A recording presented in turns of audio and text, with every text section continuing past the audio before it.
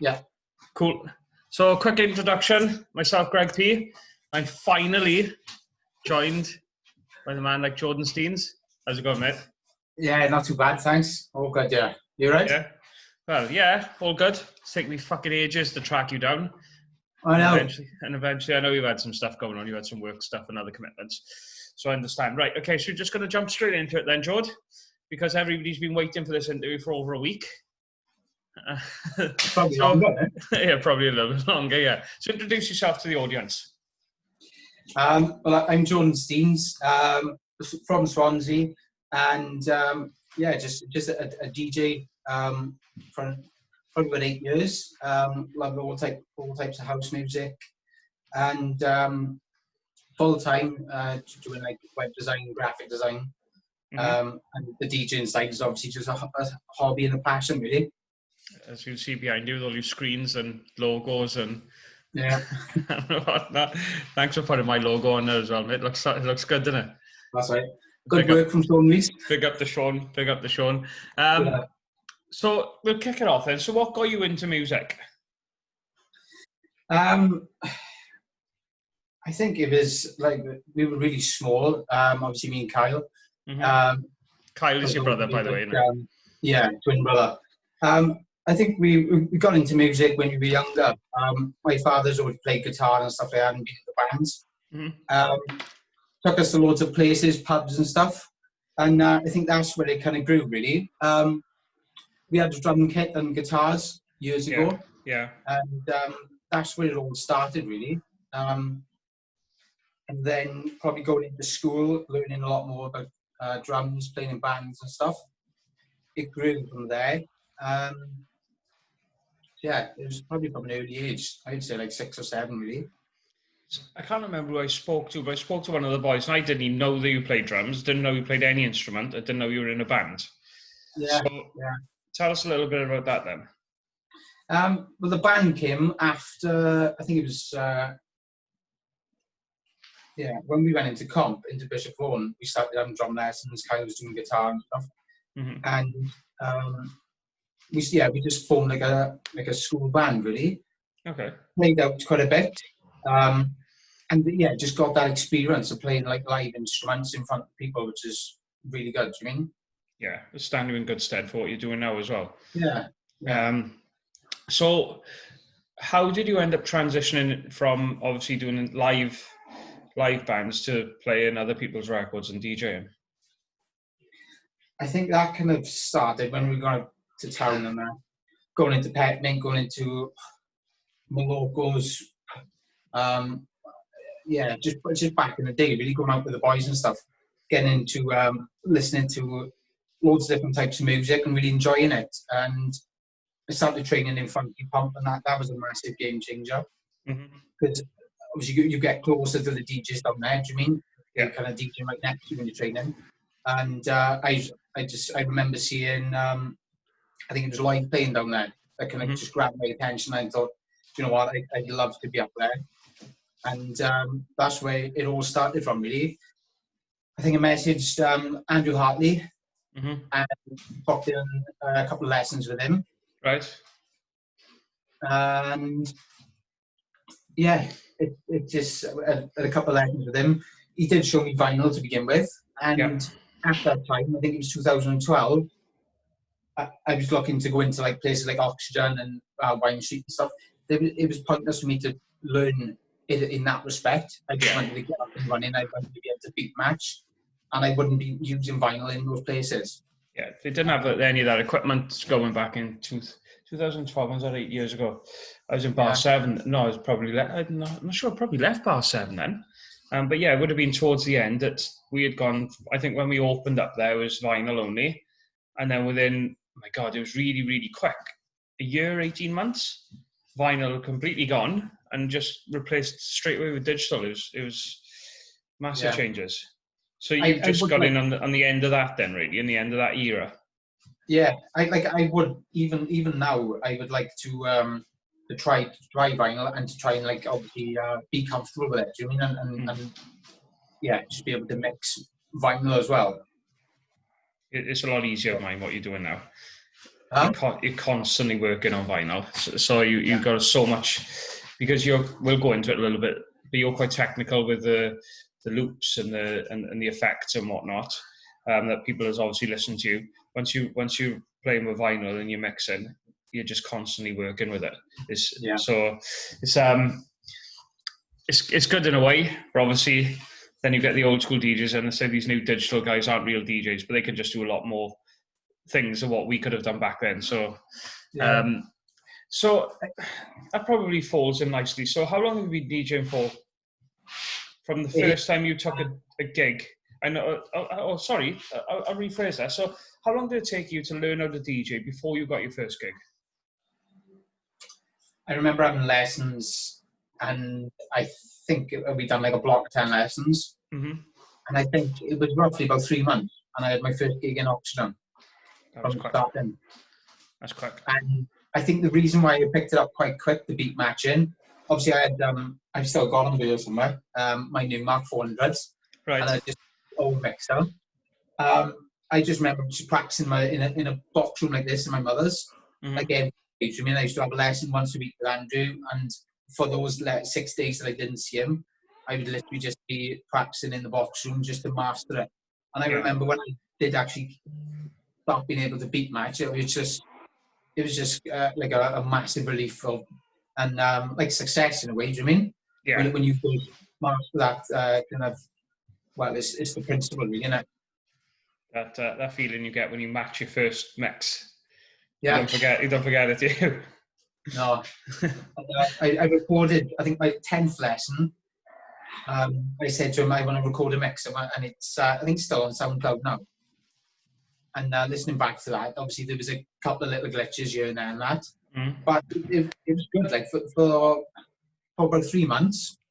Do you mean? I was in Oxford, and thanks to Lloyd Scoldon as well, because he's the one who kind of got me a foot in the door in Oxford, and I became one of the Friday residents, and I did stuff on Saturdays as well. Remember Nicky said that in his interview that obviously he brought you in on the team for the Friday, which by the sound it sounded like it was all the Friday guys were like the up and comers, and then when you're good enough, then you can play on the Saturday. Is that how it worked? Yeah. You had to kind of prove your worth and prove your skill, really. Do you mean to try and get anything on a Saturday? That's mad, because Lloyd's give you your first opportunity, and we give Lloyd his first opportunity in bar 7. Yeah. Yeah, I mean, on the Sunday we just were doing Thursday, Friday, Saturday, Sunday, and it was just getting too much. We were getting wrecked, obviously, on a Saturday, and then come a Sunday night, it was a slog. So I can remember one night, Kai just saying, "Oh, who can do it?" And I said, "Oh, well, I'm sure Lloyd's got some tunes, and let's get him in." So I think he rang Lloyd up. Lloyd played on the Sunday, and he never looked back. I think that was his residency, then, wasn't it, for a long time? Yeah, I think he was a glass collector there as well, wasn't he? He was a glass collector there first, yeah. So he just slotted into that, really, because me and Kai couldn't be bothered to do it much anymore. But yeah, mental. So describe your DJing style. I would say, like, my kind of style, obviously it depends on where I'm playing, what time, do you mean? Mm-hmm. Who's in the room and that bit of thing. Because obviously you kind of pick up on all those types of things to get a feel for it. But I'm very much like a journey person, do you mean? A journey DJ. I have looked back at some of the interviews, and I know you were not a DJ. Absolutely not. Absolutely not. But the way I see it is, you can take people on this kind of like journey, and you're using what you've got in your record box to kind of do that and take them on different kind of a different kind of journey. Do you mean? Sometimes you need to take it up a notch. Sometimes you need to bring it back down. Do you mean? But it's all I think that's my type of style. But it's constantly just reading people and seeing what will work and what won't work as well. Yeah, and I tell a lie about the journey stuff, and you obviously played there for a while as well. When I play in Funky Pump, and you're doing a bag class, which is for everybody to know, it's just non-stop for an hour. You kind of do then, don't you? Because you touch on so many different genres, you do kind of take it up and take it down at the right times. So I probably take people on journeys in that class, but in terms of club work, no, definitely not. get in, get Maybe it done. because you played peak times. Yeah, I think yeah. I'm getting bollocks out. Yeah. Even when I used to warm up, and obviously, oh my God, I DJ'd warm up for 8 years, I think, pretty much, to learn my apprenticeship. I was still doing it then, just smashing up. I was smashing up to nobody. But that's the only difference. You don't get many people in. You do now, because a lot of people, especially with our events, people only come because of 100% old school. They don't go to town otherwise, would they? So as soon as we open the doors, we fill up. Not by 11, half past 11, it's rammed, isn't it? Yeah. And so... the Sanchez night, do you mean we played, I think that was like 10 to 11 or something? Yeah, and it's roofed, isn't it? Yeah, there was a good amount of people. And again, I looked at that as like a warm-up, do you mean, and taking them through a little bit of an hour. Yeah. Obviously, we're playing back-to-back as well. It's, you kind of got to go with what the other person is playing as well, do you mean, to a certain degree. Yeah, and that's why I love, even though that you and Carl now kind of got your own sort of identity through this lockdown, when, just for everybody to know, you guys used to play back-to-back and you all the time. Yeah. And there wouldn't be any together journey for you two. It would be a battle. So he'd play his two, you'd play your two, and then he'd play bigger two, and then you play a bigger two. It is different. It's totally different when you're playing with someone. But yeah, in that respect, and that works as well, doesn't it? Yeah, but it did with you two, because you kind of... Carl is absolutely fucking mental, as people have seen on the streams, but he's even worse than he when he goes out. And if you let him loose, and you kind of like, not mellowed him out musically, but physically, if you know what I mean, because he's only playing for 2 and then 2. But when he's playing, he's just crazy. But it's a performance in itself, really, isn't it? And I think the only other person I know that can do that sort of thing in Swansea is Lloyd, with the performance side of it. Yeah. So, have you got any pre-gig rituals? Nothing really. I do tend to maybe think about certain tracks, hunt for a little bit of music here and there, do you mean? And yeah, again, it comes down to kind of knowing what time you're playing, where you're playing and stuff, and just thinking, all right, in the back of your mind, it's not nothing set in stone. I might find a couple of tracks and I think, all right, I think I listened to something on Spotify the other day and I thought, oh, this is just like a nice track just to open up a set with, that I might use tomorrow. It's just little things like that. If you go to them, that will kind of settle and kind of set the tone, and then you'll just feed off there and feed from other people, do you mean? And well, or comment and stuff like that. Do you mean you know the kind of direction to go in, really? Yeah. There's nothing set in stone before gigs and stuff, really. Just try and prep as much as you can, tune-wise. What was you said your first gig? Was your first ever gig in Oxygen? Do you play anywhere before that? Anywhere local? Any pubs or? No, I think it was just Oxygen. I'm not sure if I played in Funky Pump first, though. I can't remember whether I did Funky Pump and then. Yeah, I remember going down to boot camps and stuff at like 10 o'clock, maybe twice or 3 times, because I was talking about it. I went to work for an hour. Yeah. Left down to Swansea, just for 10 o'clock. And I just DJ'd. And again, there could be 20 people max, but it just got me comfortable playing in front of people on a big loud system. Yeah. And that was great, just to learn to be comfortable. Yeah. And even with some of the equipment, you mean kind of the CJ would stick or something over the play button or whatever, and then you'd have to deal with that. You mean, and that kind of teaches you kind of not to panic situations. Gives you a good ground in that, does, because you will see it. We don't tend to see it in ours because we rent stuff off Jamie and he regularly services his equipment. But there's been times in clubs, and you will know from different clubs, where there are issues with the decks, or there's issues with the mixer, or something's gone wrong, the amp's blown for your monitor speaker, whatever, and you've just got to go on with it, haven't you? And just try and keep it as best you can. Conditions are never going to be perfect, like. No, they never are. What's your best gig to date? I would say Mark Knight that came to Oxygen. I think it was probably around the 2014 mark, roughly. He was flying then. He was flying then, wasn't he? Yeah. And I remember, what was I on? I was on a decent time. Mark Knight was on, Dibble was on before him, and I was on before Dibble. And I remember playing, and just before going on, the room was packed. I've never seen such upstairs as well. Obviously, it's a big sound system, great lights and stuff from production. And I remember going on, I'm just butterflies, because I could see a lot of people that I knew, but a lot of people that I didn't know as well. And the club was rammed, Yeah. And it was probably like 2 years. I've only been DJing 2 years, and I was just thinking, fuck, this is massive. I like this feeling. Yeah. And I remember playing a warm-up set. And I did have an idea of where I would go in terms of my bowlers and stuff. Yeah.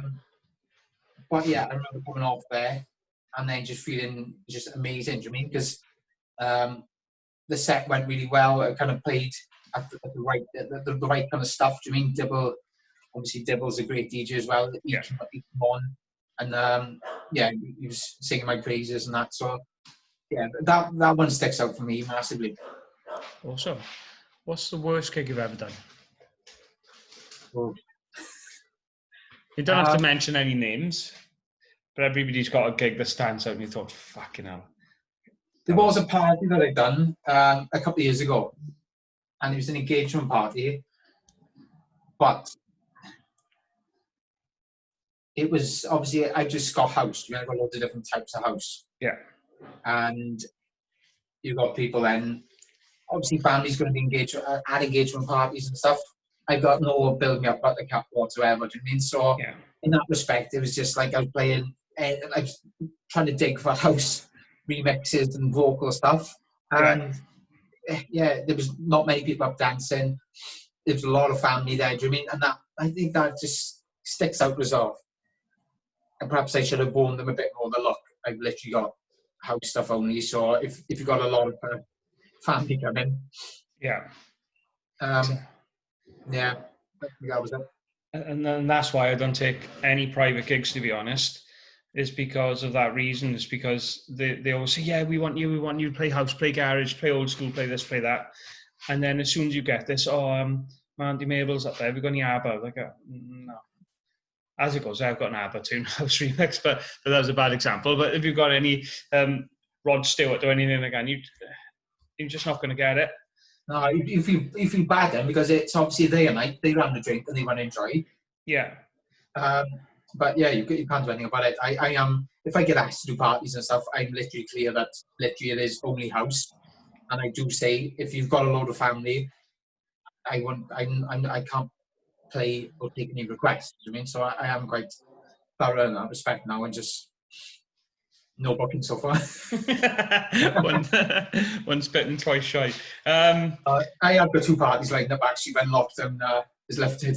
All right, okay. Is that from the streams, or is it something that you've had planned anyway? No, it was planned anyway. So yeah, I'm looking forward to doing those.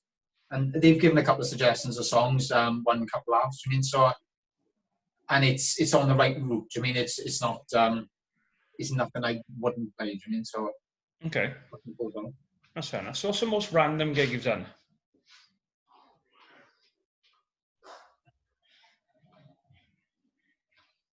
Nothing really springs to mind from big random gigs. There's one I did. Maybe it's probably the most randomest, but DJing for an opening party of a hairdresser. Well, it was in the hairdressers. I think that was a couple of years ago. Okay, I suppose I did a first year anniversary party for a hairdresser as well. It's been open a year. It's probably the same place, is it? The Sophie Reese's. No, it was in Morrison. Oh, right, okay, no worries. Biggest venue you've played at? I'd probably say the biggest venue is... Or the best venue. They may be the same thing. Yeah. I mean, venue-wise, Oxford, I did enjoy playing there. Good sound system, good production, and good lights and stuff. Do you mean? That does make it. Yeah. And especially when they were booking the big DJs. And yeah, I mean, I would say that was probably one of the best places I played. I did enjoy the Sanchez night that we put on a few months ago. Yeah, that room's special once it all clicks into place. That back room was incredible. Yeah, I'd say that was probably up there as well. I mean, yeah, okay. So who have you played with? So what you've named, like obviously Sanchez and Mark Knight. Have you supported any other big names in the game? The time I was in Oxygen, they did get a lot of bookings. I mean, so I was kind of playing on the same kind of lineup as those guys. So Layback Luke was one. Yeah. Mark Knight had been there a couple of times. Danny Howard, Tom Starr, Kreider. I mean, there's some massive names in like the electronic like dance kind of side of things. AN21. Yeah, I mean, there's quite a few there. I mean, it's great to be playing on the same kind of lineup as those guys. Am I right in saying EDM is your number one genre? I don't know. I'm swaying, to be honest. Yeah? God, I'm surprised at that. I think I am going to sway in. Like, if I think back, like a couple of years ago, do you mean? Like that stuff, EDM, everyone gets like sewn into these kind of like these names, don't they? And they put them in boxes and stuff, I mean? But like to me, the progressive stuff is what I love. I mean, the big kind of big room stuff, the groovy kind of bass lines, the drops and the synths, I mean, those types of things, and then just build you back up. But now, I think probably because I've been listening to more housey house stuff, if that makes sense. Yeah. And my collection of that is building, and I'm playing it more. Do you mean I think it's a 50-50 kind of. Okay. Surprised me a bit, that is. Yeah, and as I've talked about it, it's I'm building up this house collection of stuff. But I don't know if I reminisce back to those days. Do you mean it is that kind of progressive big room stuff? Do you mean? And I still love going to those festivals and Tomorrowland and all those types of places. Then we follow that stuff. Do you mean? Yeah, fair enough. Who's your favorite DJ? I got two. Okay, this will probably answer my next question then. So go on. So Roger Sanchez, obviously, right, and James Hype. Obviously, yeah. If you haven't seen Jordan, which you no doubt you have, because if you're watching this, you watch the streams. Jordan does love chucking an acapella over absolutely anything. Only one or two. Only one, yeah, per track. Yeah. So what are you going to do then? Now that you've got a microphone, you're going to chuck acapellas over. You're going to have to sing them now. Oh fuck!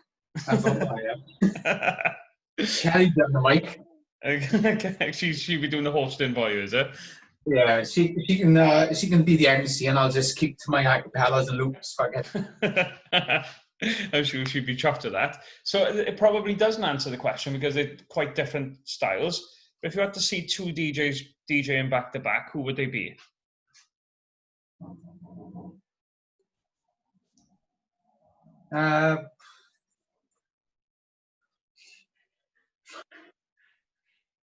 If I put the two of those together, it would be too fucking busy, wouldn't it? I don't know. I said Todd Terry and Roger Sanchez, and they're both quite busy. But they kind of play the same sort of stuff, so it works. With James Hype and Sanchez, I don't know, they're quite different, aren't they? Even though their style is quite similar, in a way, but they are very different to the style of music they play. Yeah, I don't know. James Hype to me is just bringing something fresh. Do you mean fresh and exciting? And that's why kind of putting all those vocals in. Do you mean it's quick? Do you mean he's doing for like maybe 2 minutes max, and then he's doing something else then? Yeah. And I think that's why it just keeps it fresh and exciting, and I think it's a lot of energy. Do you mean? But quick, always on the go. Yeah, absolutely. What's your favourite tune? What genre? I had exactly the same. When I spoke to Justin, I had one for house and garage, I think it was, and speed garage. So, Yeah, if I was going back to like progressive kind of style, it would be Tom Starr and Kryder's remix of Apocalypse, right. 2014. Like nice big room, as I kind of mentioned earlier. I mean, those synths and stuff like that, and breakdowns, building you back up. I mean, Yeah. From a house point of view, it would be Ron Carroll, Hard Soul. Is it Hard Soul? Back Together. Back Together, I was going to say, is that Yeah, one? that really kind of just those kind of beachy kind of vocal vibes. Do you mean? Yeah. Yeah, I'd say those two really. Okay, cool. Who's your favourite producer? Producer, EDX. I don't know if you've heard of him. EDX. No. Very like deep house type of vibes. He's remixed quite a lot of kind of vocal tracks, dream pop tracks and that, and he kind of puts his house kind of rework into them. But everything he does, do you mean it just sounds? It just works. So from a DJing, from a producing point of view, it would have to be EDX. Okay, cool.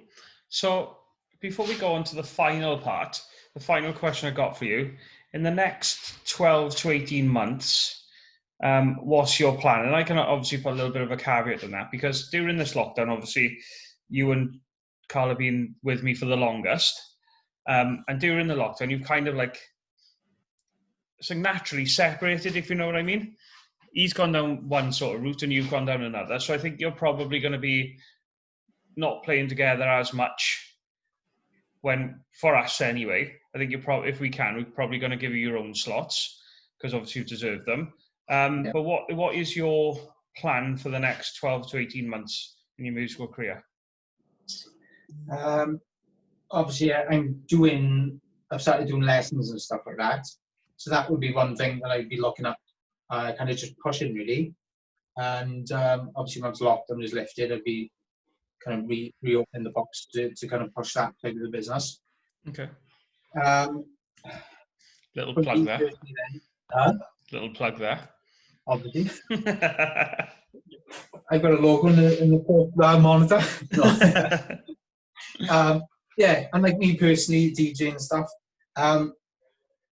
I would like to try and get somewhere into some kind of residency where it would be like once a month, twice a month. You mean playing in town somewhere? Yeah. Playing the kind of stuff that, playing a range of stuff. Do you mean? I'm not just focusing on one kind of genre.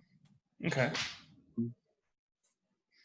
Yeah, and obviously the main kind of goal is to keep in with the old school and keep pushing that. Do you mean? Obviously, what we're all kind of doing and what we're all rooting for is we're all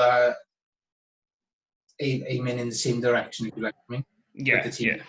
And exactly, and we do kind of all push it together as a team as well, because you've got like you and Nikki, who like look after the arts kind of stuff. If you're busy, Nikki is like a jack of all trades. He can jump in and do a little bit of artwork here and there. You're like pushing the podcast side of it quite heavily. You're pretty much a social media guru as well. You've got access to all the accounts, and you're pushing them out with your hashtags and whatnot, trying to get as many people to like our Instagram page as what is our Instagram page? You can plug it at 100. 100 old school. At 100 old school, yeah. If you want to give us a follow on that, it is a little bit dry, definitely compared to our Facebook stream, which is almost on 14,000. And so everybody does help. We've got Justin, who proofreads everything I do. Justin, when it comes to my communications that I put out. He also writes some stuff for me, and he helps out as well with some other stuff. And then you've got you and Nikki then, which is instrumental behind the scenes. In terms of artwork and the way that we look and how professional our social media is, that's obviously down to you as well, and the podcasts. I know that you're keen to kick those back off now, aren't you? Yeah. Obviously, I put them all across. They're now on Mixcloud. So if you guys are on Mixcloud, give us a follow. What are we on Mixcloud? 100% old school. Oh, awesome. Okay. So it's Mixcloud / 100 old school, 100% old school? 100 old school, actually, yeah. It is Mixcloud / okay, awesome. Right, so the final part is a brief rundown of the team. Now, it's been in different things, as you've probably heard. So it's all in good banter anyway, so there's nothing that none of us don't say anyway on the group, is it, to be fair? So we're going to start off with a big one, a big personality, Dan Thomas. Dan Thomas. Do you know what? When I kind of first met him, this was I think it was the first Logic group fest we done. Yeah. Not last year's. The year before that, I'm sure it was. Yeah. And he played after the night. He played in the night or something. Yeah. And he came in. He was a little bit drunk. He was slurring and all over the place. And I remember him because my song was in last. And the way he took my USB out, he twisted the end of it a bit.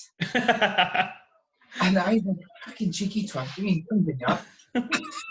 Comes in here, rips your USB out, breaks it. Yeah, put the song on. And as everyone jumped in, I'm like, fuck's sake. But yeah, like that was the first time I properly met him. But since he's obviously been involved, and I had him over. I think it was it January when I think it was when he did record the mix. And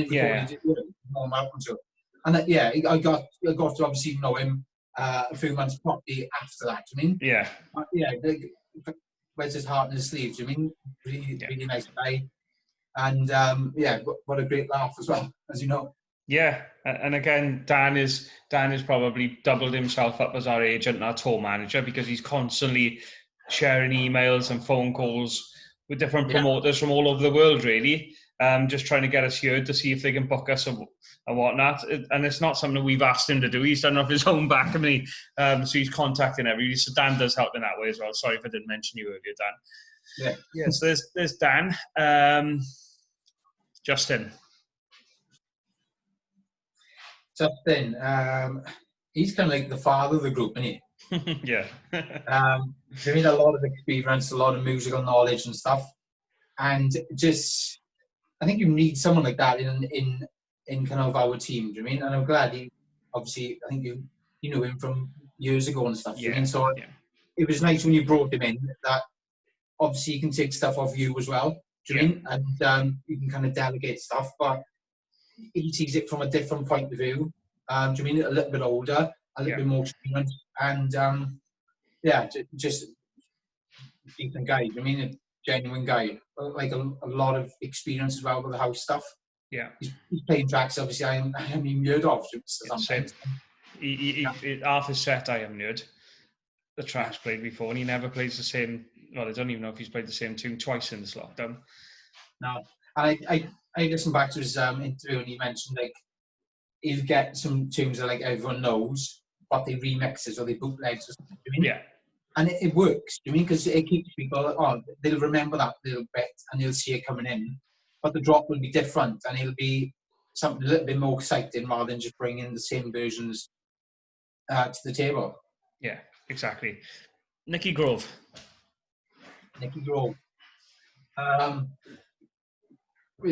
I started with Nicky, do you mean, back in auction days. Yeah. And like, from a DJing point of view, I just remember I used to play early. I played for an hour, watch the other boys. I used to just stand behind the decks and just watching them all. Just kind of engrossed into just learning and seeing how other people mix the songs. Yeah. But I would say out of all those boys, Nicky was just the one that probably I could just sit back and just watch constantly and just pick up stuff. Do you mean what's he doing? And do you mean he's, as you said before, he's probably one really underrated as a DJ. Do you mean? He is. He's the people who see him and know him know how good he is because they see him all the time. But outside of the people who go to, well, I don't know what's it called now, Savannah, is it? Ice Bar? Yeah. Around the people who don't frequent there, who don't frequent um, old school, they don't see him in his true glory, and yeah, everything with Nicky is just so effortless when you watch him. And when you two played as well, I had gone early, but I'd left the USB there, which recorded the whole night. I've lost it now, but by the way, it's here somewhere, but I don't know where the hell it is. And it's recorded the whole night from start to finish. So I heard yours and Nicky's set, and up until the last 20 minutes where you didn't have headphones. It was really, really, really, really good. So I tried to think. There was loads of energy in it, loads of effects, loads of drops, loads of yeah. There was a few acapellas over there. But yeah, it was really, really good. And you two seemed to have a good blend as well. You could tell when he was playing because he's like smooth. You can tell when you're playing because you're just dropping and chopping and playing about with the effects and stuff. It was really, really good. But yeah, Nicky is just effortless. Everything he just glides through his sets, doesn't he? Yeah, and obviously he's probably built up a massive collection over the years, and he's the experience. You can just tell. I mean, when he plays, he can read it and just kind of he can build it up. He can bring it down. Do you mean? Yeah, he can. Dye bags. I don't know a lot about Dye. Obviously, we've chatted on the WhatsApp group and stuff, and we've seen him DJ and stuff. He seems a really nice guy, and just look forward to meeting him in person once this is all done and dusted, all lifted. Yeah, he's slotted in well, considering he doesn't know any of us, and he's a really nice bloke. PMD. Disco. What a guy! I mean, he's great. He's just funny. He's always smiling. Again, he brings something new to the table.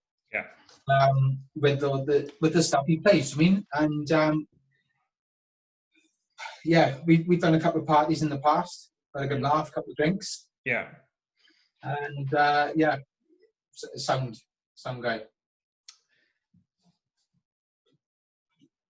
Newman. Mr. Roy. Mr. Roy. We've played together for years, and even I think was Old School started when we done the halfways, or was it kind of? Yeah, I think what we did, we went from the half. I came down, did the halfway with you boys, and then we went into town. I think, wasn't it? Yeah. So I remember Carl coming over my mother's house years ago. Do you mean? And just having a jam. You started doing Old School in the Smiths with me first, wasn't it? And then you went up to the halfway, and then I came to play for you, wasn't it? Is that how it worked? Yeah, I think so. Yeah. I don't think I ever came down the Smiths, so. Didn't you? No, I don't think I was playing then, I don't think. So Carl just snaked you then, come down the Smiths on his own, and then to see you do more recently, the recent times. Yeah. But maybe not so much back in the day. Okay. We've done a couple of gigs up there halfway together. But yeah, we used to come over the house and we had a mix together and stuff. Obviously, he kind of likes or plays. I would keep it a progressive, and then he would be bringing in those big, massive electro kind of drops and stuff like that. Do you mean the donkey that he loved? And I'd be bringing it back down. He'd be setting it up. Do you mean so? Yeah. Kind of worked to a certain degree. Yeah, it did, but it obviously worked because you had great nights up there. There was loads of people who used to come to them. Yeah. And so, yeah, of course it worked. Because you did it for a long time as well, didn't you? You did it for, a couple of years, 3 years? Maybe a little bit longer? Yeah. So it must have worked. And finally, say what you want. I do not care. GP. Right, pick it. What can I say? Like from a DJing point of view, do you mean you've got a lot of experience, a lot of knowledge? You've built up a great following as a kind of promoter. Do you mean? Which is obviously great, but it takes a lot of time and a lot of effort, and a lot of obviously got a lot of respect for that. people don't see the amount of time and energy putting on gigs and stuff like that and kind of getting these things off the ground.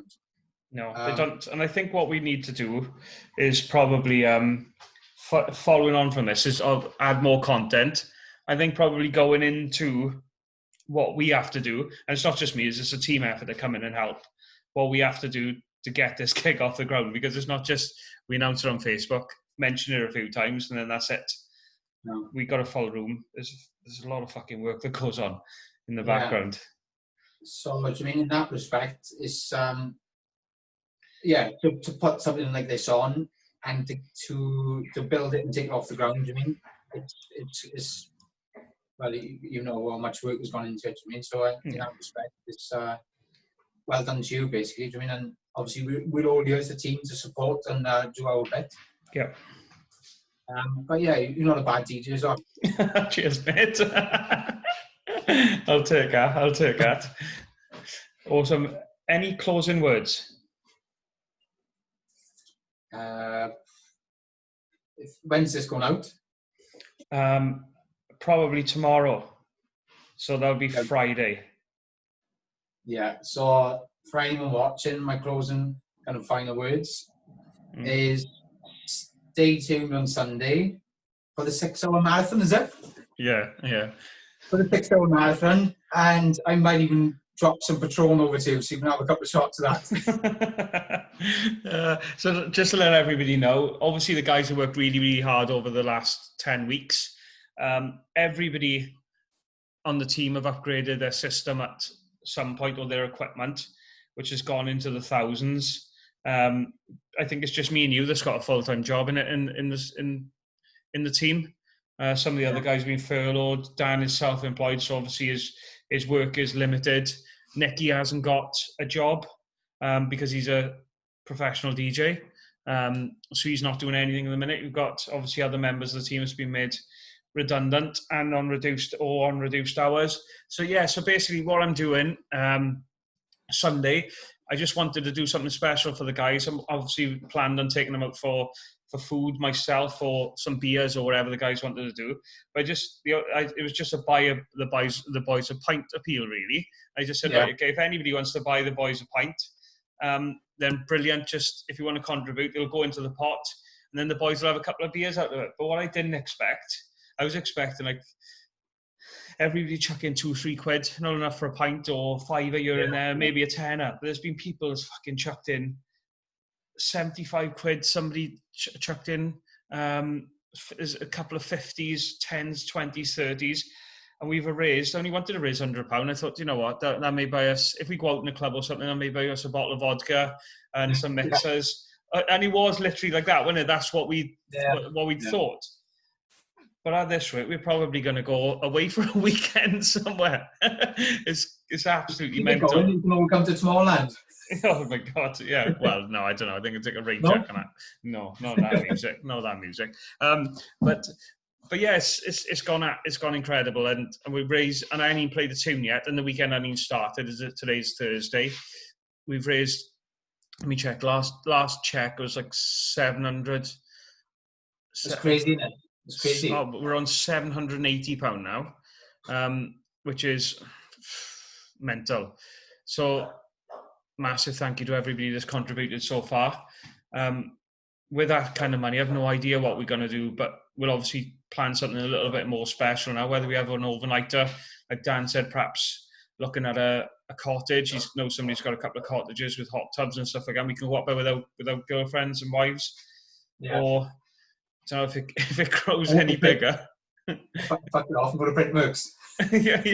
yeah. Or something like that. If everybody wants to do a gig, then obviously we'll do a gig, and that'll cover our travel, hotels, and tickets and stuff, and I'll sort out some beer money or whatever. But yeah, absolutely incredible. So I can't thank you all enough. So thank you. That's going to be this Sunday, starting at 1. I'm going to be playing 6 hours to raise some money just for a pint for the boys appeal, or drink for the lads. I can't remember what I called it.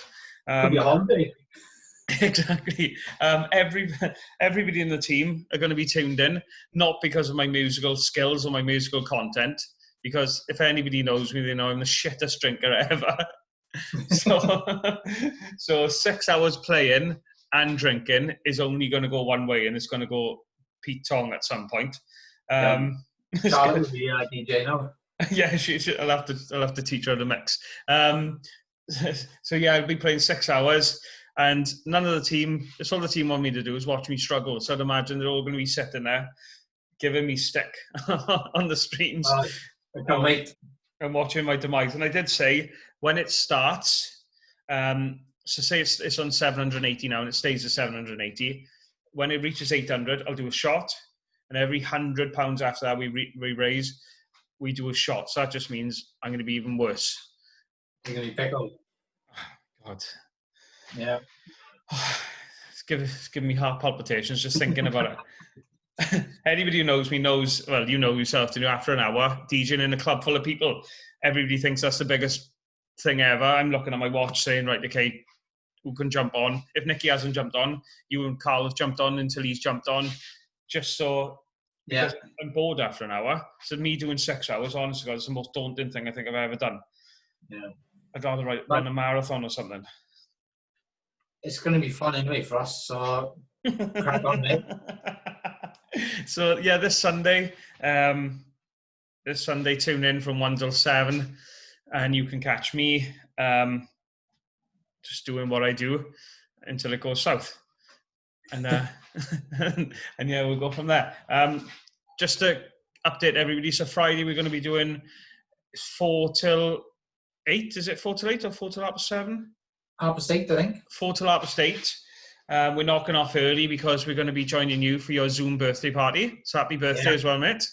Nice one, mate. I don't know what we've got planned, but I've got a bottle of Jaeger because of the drinking games. Yeah, nice. Saturday we're 1 till 10. Is that? Yeah. Or whatever. You were closing Saturday, didn't you? I put you on close because I thought you may be hanging Saturday morning. Probably. Yeah, probably. So you were on till close, whatever time you fancy coming off. And we got Smiley opening up for us as well from Urban House. He hasn't been on the stream before. And yeah, me Sunday. So stay tuned, guys. Big weekend then. Big weekend. And I think this will probably be the final big weekend. I'm assuming the lockdown is going to be slightly eased. And when it slightly eases, we'll start staggering it back then. So we're going to carry it on. We have agreed to it and we're going to carry it on. But we're probably going to do like a couple of hours on a Friday on a rotation and 2-3 hours on a Saturday. Just like a pre-drinks kind of thing for like 5 till 8 or 6 till 8 or whatever. But yeah, now when people are getting ready to go out and stuff, or perhaps 6 till 9, that sort of thing. So we're going to start staggering it off as the lockdown eases. And yeah, just stay tuned. It would be good as well to do some back-to-back sets, obviously, when we can. Yeah. But on the live streams, do you know what I mean? Yeah, absolutely. That'd be great. Yeah, I probably did consider it, but yeah, no. Yeah, that's something that we can do. So that means more of us will be involved in on a weekend, because if you on rotation, you may not play for 3-4 weeks. But if you do back-to-backs, yeah, that sounds good. Perfect. Good idea. See, it's not just a one-man band that everybody thinks it is. It is basically bouncing ideas off each other all the time, and I'm receptive to any idea. If we all think it's a good one, we all go ahead with it. So, thank you for your time today, JS. No worries at all, mate. Enjoy the rest of your Thursday, and I'm going to be jumping on now after Begs for another special hour. And I don't know what I'm going to play, to be honest. But I thought if I don't play tonight, then tomorrow, Friday and Saturday, I'm just going to be itching to play. I'll probably jump on like 12 o'clock or something on Saturday, which I don't want to do. So I want you guys to have the thing, so I got Sunday. So yeah, I'm just going to jump on, just do a little hour, whatever I feel like it, and catch you on the streams on the weekend. Cool. Nice to meet. Cheers, mate. Take care. All right, bye. Ciao.